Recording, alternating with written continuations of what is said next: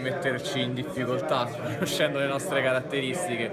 Noi in questi ultimi anni abbiamo avuto degli inizi ad handicap dai quali ci siamo sempre brillantemente ripresi, e è ovvio che in un campionato a 11 squadre, che comporta, se la matematica non mi viene incontro, 20 giornate, non era facile, e in 20 giornate il margine di errore è molto ridotto, perciò lasciare punti per strada sia nei big match sia nei testa coda o con le squadre meno accreditate alla vittoria pesa il doppio.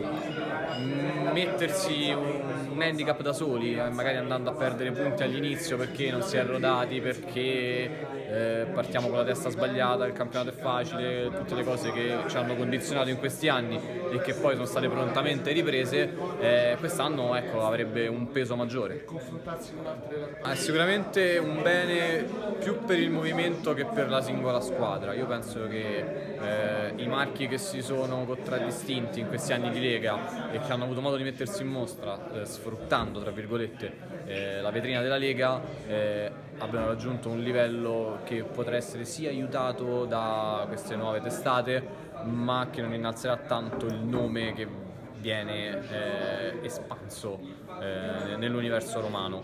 Il grosso aiuto secondo me invece è proprio per il movimento, che quest'anno ha visto questa riduzione da 16 a 11 squadre. Vedremo adesso che effetti sortirà, se si innalzerà il livello, se si abbasserà, se sarà un campionato monco oppure se sarà appropriato. Queste sono cose che potremo dirci a maggio-giugno. La cosa positiva è che più testate ne parlano, più diversificato è l'ambiente che si interessa alla Lega Calcio 8, meglio è per la Lega Calcio 8, di conseguenza anche per le squadre. Per quanto riguarda gli sponsor singoli può essere un incentivo, ma penso che sia più un incentivo per i ragazzi che giocano e che vedono le loro gesta del lunedì e del martedì sera e ai noi anche del venerdì sera quest'anno, vedersi in giro e vedere che non c'è soltanto il portale ufficiale della Lega Calcio 8, ma ci sono tanti altri portali che hanno deciso di aderire e che non, magari devono aderire, sono cose molto differenti.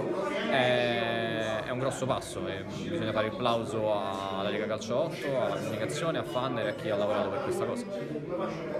E non c'è presunzione in quello che sto per dire, ma il primo problema è sempre la testa dei nostri giocatori, e per questo spero davvero che Flaviano Pinna possa tornare in panchina, perché Alessio Piccheri ha fatto un lavoro fenomenale che è stato riconosciuto da tutti tranne che da alcuni sui premi, per quello che riguarda la parte tecnica di campo.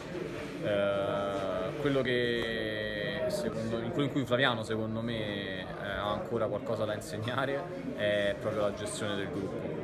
Con Flaviano in panchina penso che ci sia più possibilità per noi di limare quei passaggi a vuoto che inevitabilmente ci saranno. Fare quello che poi è successo l'anno scorso con tutta quella sfilza di vittorie consecutive è una reazione straordinaria, nel senso fuori dall'ordinario, a un inizio di stagione che era fuori dall'ordinario per quelli che erano i valori del Cotton Club.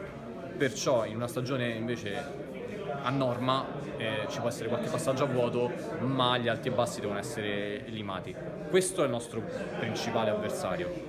Per quanto riguarda le squadre in campo, noi siamo pronti a giocarcela con tutti, l'abbiamo dimostrato. Ci possono essere degli episodi che ti fanno perdere le partite, una serata storta, però abbiamo dimostrato che le squadre fisiche le possiamo tenere. Le squadre che vogliono chiudersi e ripartire in contropiede sappiamo come affrontarle. Le squadre che provano a pressarci le pressiamo di rimando. Al momento non c'è una squadra che affrontiamo e guardandoci negli spogliatoi all'inizio diciamo: ragazzi, oggi abbiamo paura di loro perché facendo quel tipo di azione, quel tipo di mossa tattica possono metterci in difficoltà.